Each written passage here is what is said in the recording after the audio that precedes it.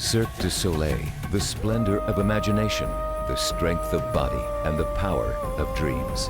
What inspires these artists to break free from gravity? Lee Glasser gives you an exclusive look inside the Magic of Cirque, behind the scenes at Cirque du Soleil.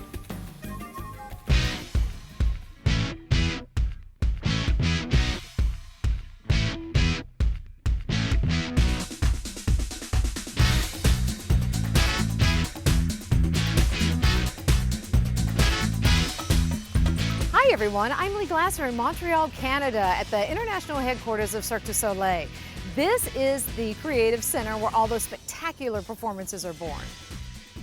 For the next 30 minutes, we'll show you what goes on inside, from the high-flying artists in training to the brilliant costume design.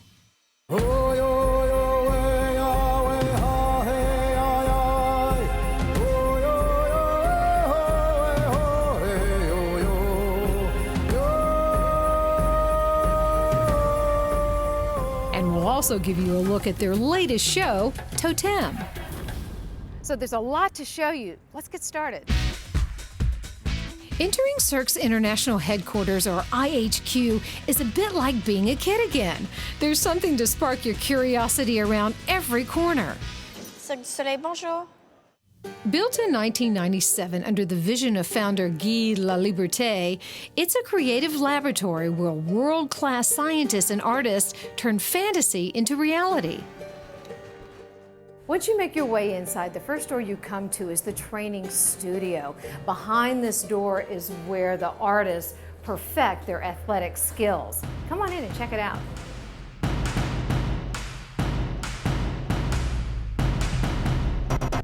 Every Cirque artist starts their training regimen here in Montreal, coming from all walks of life.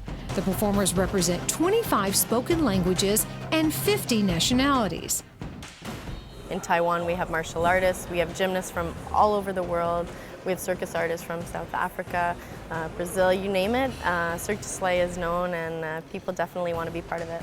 So we're looking obviously a certain acrobatic competency, but then on top of that, really a passion to give something to the crowd. So when I see a demo, when someone's put effort to really have fun with it, to play with it, to show some movement, to try something new, even if it fails, it's really that kind of personality, that extrovert, really wanting to show what they can do to a large number of people and transform themselves into a character on stage that stands out. One thing that I really like is that before I was here, I was a coach, I was an athlete, I had, my own kind of aspiring to be famous by putting YouTube videos out. I had all these things that I wanted to do. When I came to Cirque, I was able to take all of that and just put it into me and kind of make that who I am. So I really found that I was able to define myself when I was here. I'm able to help out other guys while we're training, so I have that coaching aspect. I'm able to work on my own things, so I'm still an athlete. My performances, I'm able to work, so I've become an artist and all that. So I think that Cirque has really allowed me to kind of pull everything that I used to do, pull it all together. When I was young, all I ever wanted to do was Cirque. I saw Cirque when I was really young. And so everything I did, training, any sort of dance classes I took, any sort of activities I did, all was to go towards Cirque. So all of the videos that I sent in, instead of just me performing at a meet and very sterile environment and landings and really clean, I had video of me dancing, I had video of me being a goofball. I had so many kind of crazy videos where things that were different from other gymnasts. Flips outside where people don't usually do flips, so it's kind of my, I don't really fit into the niche of professional gymnast, but I think it made me stand out a little bit differently. Standing out comes naturally to 19-year-old Shondine Lawrence, who, along with her brother Nakota, is bringing the Native American art of hoop dancing to Cirque audiences for the first time. We are actually the first Native Americans to be hired by Cirque du Soleil, along with our drummer. How does that make you feel? It makes me feel really special, actually. I feel like Sacagawea. My brother is in Totem, and he's the Native American hoop dancer. He's one of the fastest dancers I know, for sure. He's got speed on him. He's a breath taker. Before, when I performed for people, I was always myself, smiling at people, but this time they want me to bring out a character, a specific character. They want me to be like a warrior. I can't hold it. That was good. Cirque performers not only have to push their boundaries artistically, but their physical skills are also tested like never before. It's their job to make flipping on these bars look so easy. But is it? I just had to try it out for myself. You think I can do it? Yeah, you can do it. I hope so. Okay. Okay, hi guys. From the Russian bar. So you're gonna start sitting on the bar. Okay. Okay. There you go. Let me try. Just like this. Okay. And look this way, correct? I'm pretty good. So if Oh, you so feel now- comfortable, now you can stand up. Oh, we're gonna stand up now? Yeah? Oh, I don't know about that. Let me go back here. One here. Okay, ready? You got me? And then this one you say to turn out just a little bit. I hope this guy likes me because if not, I'm coming down. It might not look very high off the ground, but that bar was only 4 inches wide. I had a lot of nerves to overcome before I could finally get up there. Ta-da! You might not know this, but every artist in the show has to learn how to put on their own makeup.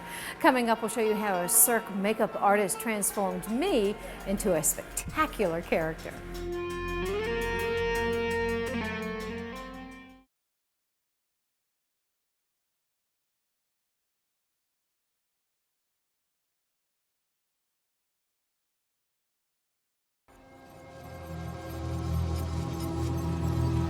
Welcome back to Cirque du Soleil's headquarters in Montreal.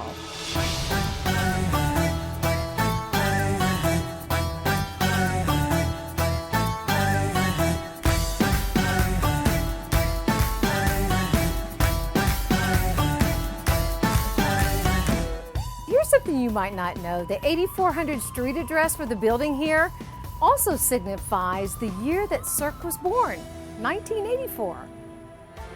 It may be the most lighthearted part of the show, but at Cirque, clowning around is serious business. Clown routine is something that is done very precisely. It's not at all improvisation or like just, oh, tonight I will try this thing. It's something that is written second by second, where timing is very important. The projection, how you project so everyone can understand what's going on stage, no matter if you're on the first row or in the last row of the big top. You want to know what's going on. When a Cirque du Soleil show goes somewhere, the critiques are like, oh, great acrobatic number, music is fantastic. And you will always see read a critique saying, but the clown, I'm not sure, because it's the only subjective part that you might like it. And I would say, oh, this is not very funny. Do you find that age is something you look at? Obviously, Yes. with age Yes. comes years of experience. Oh yes, yes. We say that clown is like a good wine. If you're good when you're young, you will be better when you're going to get older. And Mystère in Las Vegas, Brian, I don't want to say his age, but I can only say that he's over than 70. So this comes with a lot of experience to be able to also relax on stage and to be able to have the whole crew in the palm of your hand.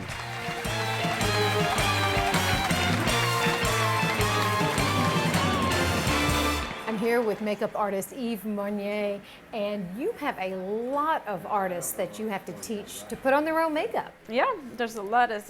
All the artists that are in the show have to learn their makeup.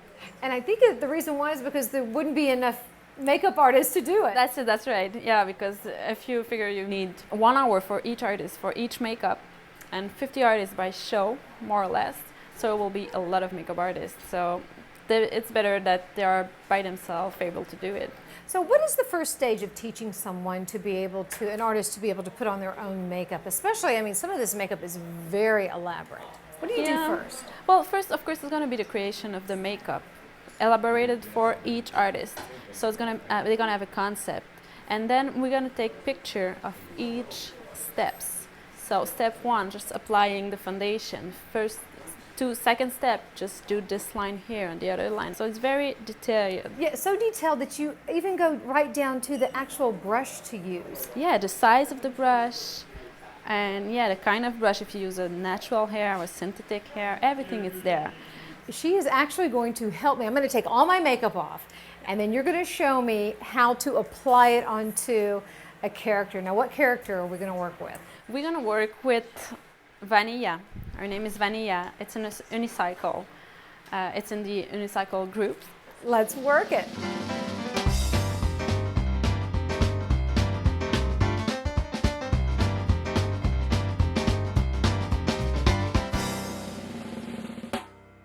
You ready to see it? I'm ready to see it.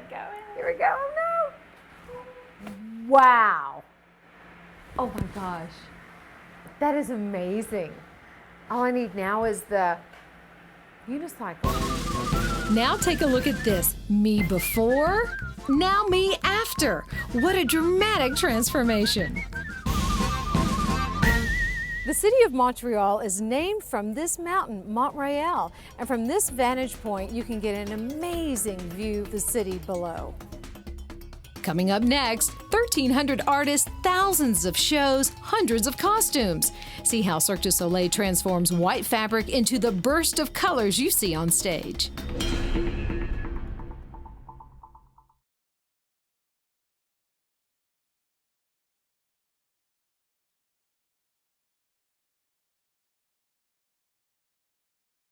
It's easy to see why Cirque du Soleil's headquarters inspire so much creativity. Its walls are canvases for the imagination, adventurous in color and medium. This appreciation for exquisite design comes alive through their costumes, which are all created in-house. We're here in the textile design room. This fabric here has just been screen printed. You hear the fans, it is starting to dry, and they're getting ready to work on this one. This what makes Cirque du Soleil so unique is that you do your own work, and what they do here, you're gonna see on stage.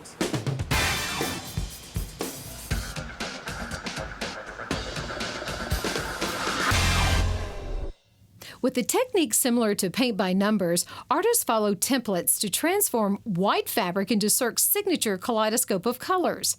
Despite the challenge of outfitting 1,300 artists for 22 shows a year, creating and assembling the costumes is still often done by hand.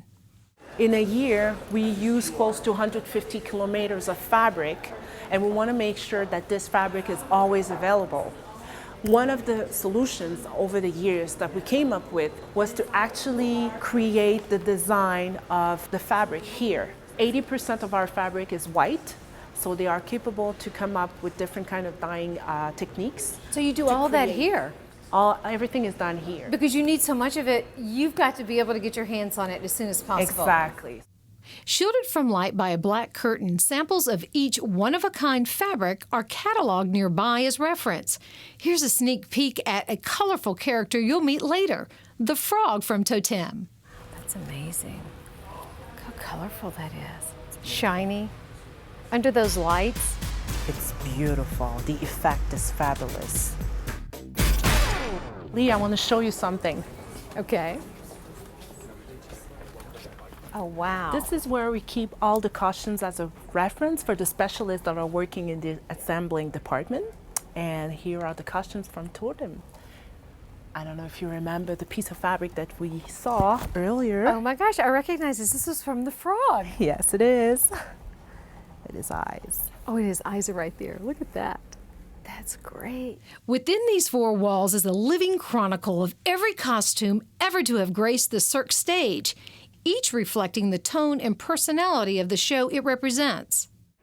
Detail is paramount to any Cirque show, right down to the footwear that the artists perform in. Through these doors here is where they custom design each pair of shoes. Come on in and check it out.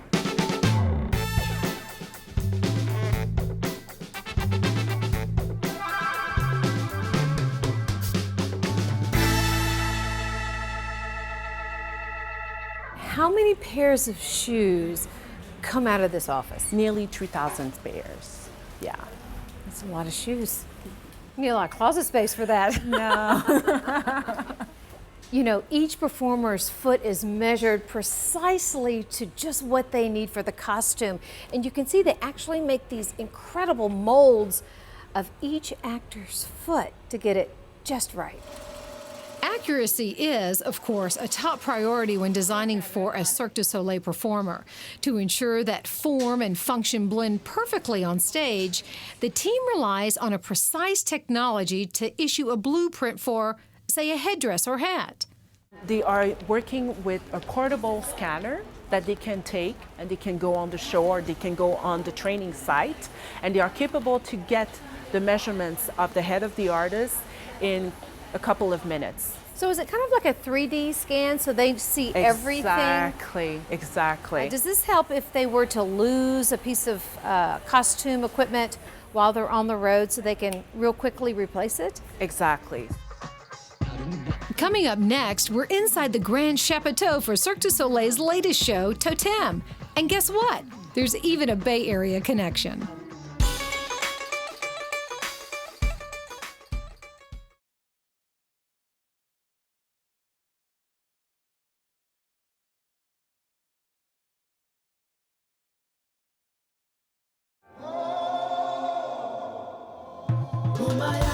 Well, we've taken you to the international headquarters. We've shown you the artist in training, the textile cut and dye, costume cut and sew, and it all leads to this, the Grand Chapiteau, the big top. Totem is about to begin. Totem's incredible. I think of it as like you're going to see a live movie. I mean, the projections add such a different level of multimedia behind it. So you have the intimacy of still being inside the action with the acrobats and the artists like right in your face, and it's like a live movie. It's simply gorgeous. It's a theme of human evolution. It's kind of man starting in its primordial state, and it's got the spark of life, and then it really takes us off on our journey and how we're going to sort of like evolve, hopefully, to flight someday.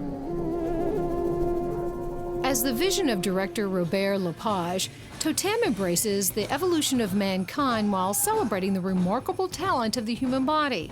The story is told by 52 artists from 18 countries, including a Bay Area man who is literally a poster boy for the show.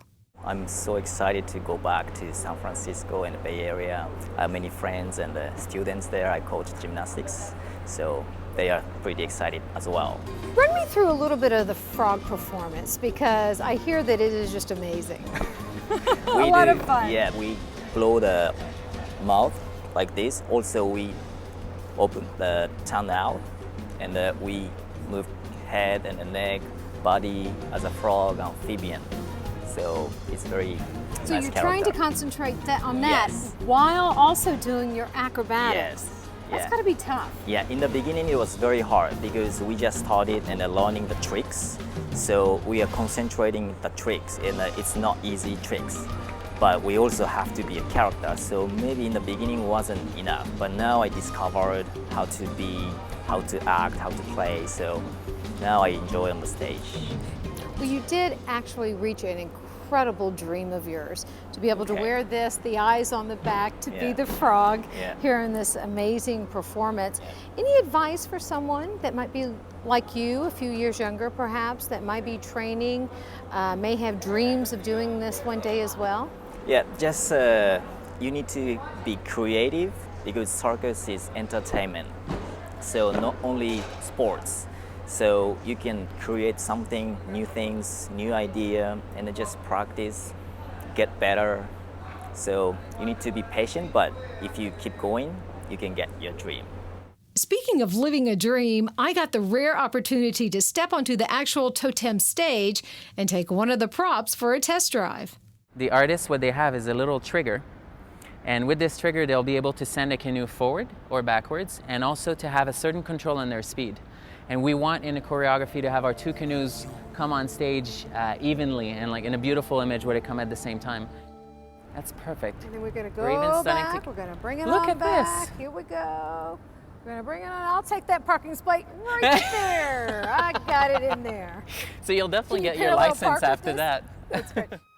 Well, from one of the biggest props to the smallest, a luminous ball made of LED lights. It's heavy. It is very heavy actually to allow this ball to go around the cone that is standing behind us. And it may be the smallest prop on the show, but I would say it's the one that required the most research. I have put about, and the team, we've put about 10 months of research on getting to this element. It is currently communicating with our light board, and it's a radio controlled ball. So it has a specific address, which we can tell this ball to do this specific behavior, and then the other ball next to it to do a complete different thing. So we're constantly talking to those balls during the show to make sure that it follows the choreography of our artists. The choreography of Totem is colorful in more ways than one. To try to capture the excitement of it in words is, as the French say, je ne sais quoi, simply indescribable.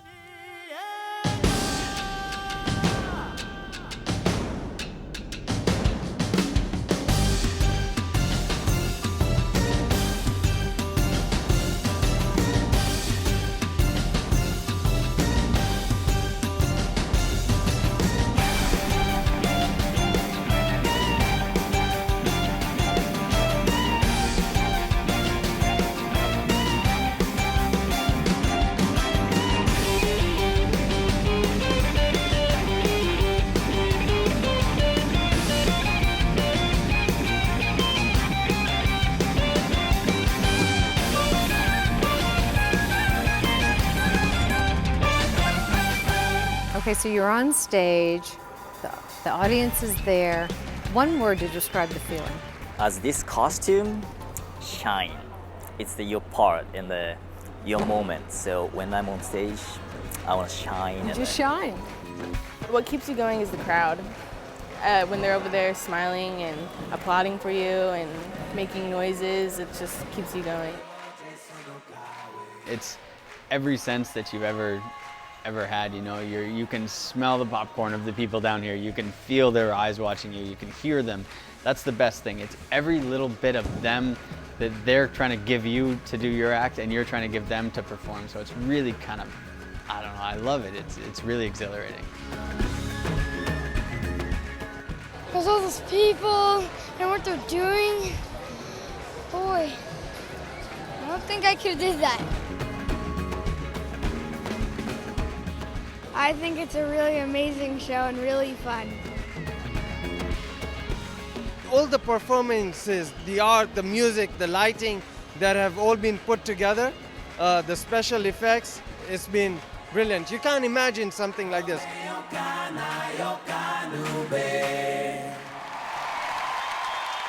We hoped you like going behind the scenes of Cirque du Soleil. And of course, the best way to experience the thrill of Cirque is to see a live show yourself. From Montreal, I'm Lee Glasser. Thanks for watching.